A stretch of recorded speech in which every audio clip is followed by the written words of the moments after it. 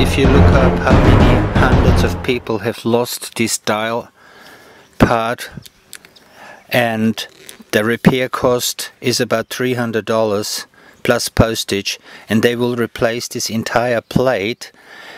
And all I've done, I just put this tire, this wheel on it. Looks for a $4,000 camera plus a $2,000 lens. I have to dodge it up because Canon hasn't got the decency to replace this free of charge.